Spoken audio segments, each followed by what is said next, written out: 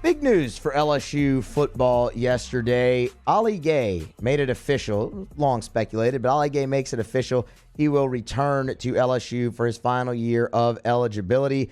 Mario, obviously this is massive for a number of different reasons, but something we've kind of talked about with some of these returnees is the functionality of it. And with Ali Gaye, that now gives LSU a veteran presence, a veteran returner at each level of that defense. Jay Ward in the secondary, Micah Baskerville at linebacker, and now Ali Gaye at defensive end. And, I mean, look, he's not the only veteran you're going to have there. B.J. Ojulari has played a lot of football for you along that defensive line. Jaquelin Roy has played a good bit of football for you, too. But losing guys like Glenn Logan and Neil Farrell to get Ali Gaye back from a veteran standpoint, I think is huge.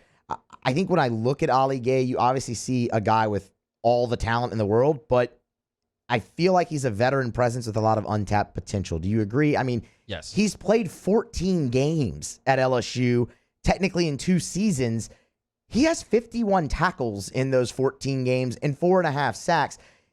We all remember him bursting onto the scene against Mississippi State. He cooled off a little bit, but it wasn't even a full season. It was a 10-game COVID year. He was on a torrid pace, already passed up what he did in 10 games last year, sack-wise, this year before the season-ending injury, and you know, he leaves it hanging there. He has a chance to take a massive, massive step this year for LSU in 2022.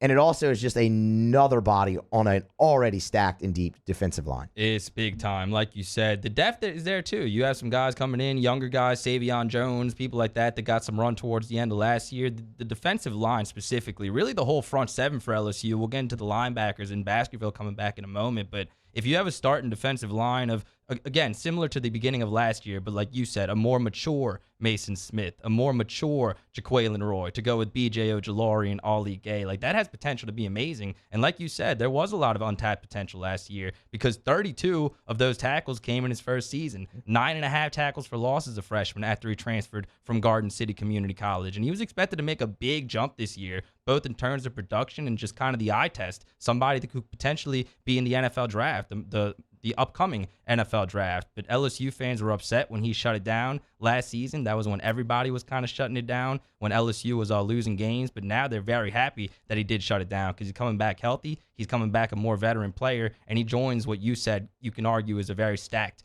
LSU defensive line. It was the deepest and most productive group on the defense last year for LSU. Well, I take that back. Hold on. Damone Clark and Micah Baskerville did a lot of great things at linebacker. But it was the deepest position at LSU, and it got everything started for LSU last year. And it looks like it's going to be the most hyped and deepest position again for him. And that's going to give you a shot to win every single game that you play.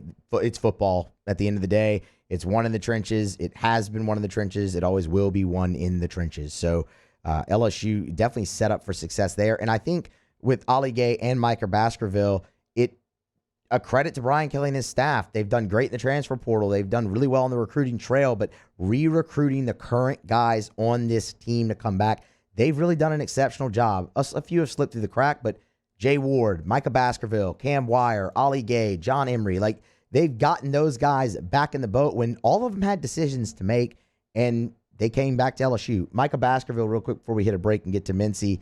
When I think of him, Mario, I think stability. And that's exactly what he's doing. He's coming back to stabilize a linebacking group that is short on numbers and experience. And now it's what he did in 2020 when Damone Clark was struggling. He got in there and stabilized the position. He's doing that now for the entire 2022 season. Baskerville was great last year. At times, he was as good as Damone Clark, if not better. He really flew around towards the end. And like you said, you are still a little bit short on numbers, but in terms of talent, you have a lot of potential at linebacker. You're bringing back Mike Jones as well. Greg Penn was really hyped up going into the bowl game. People feel good about him going forward at LSU. Josh White, Antoine Sampa. You just picked up Wes Weeks, as you said. Yep. You're going to have a really strong defensive line, which will make these guys' jobs a lot easier. But it's great having a veteran presence like Micah Baskerville coming back. And, hey, these guys deserve a lot of credit. All those names that you ran through, like Jay Ward's on his 4th defensive coordinator at his time at LSU.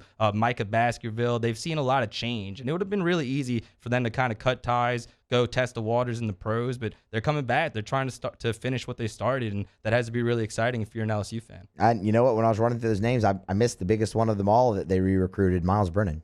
Miles. I mean, how how huge does that look right now for LSU? And so, I mean, a credit to the staff for that. A credit to those guys for buying in early and wanting to get back and, like you said, finish what they started. That's huge. It certainly looks like the defense could be the strength of LSU's team next year. You fill in some of the holes that you still have maybe on the outside, still maybe in the linebacker room, but with what you have coming back, a veteran presence at each level of that defense, Jay Ward, Micah Baskerville, and Ali Gaye, that's how you build up a great unit.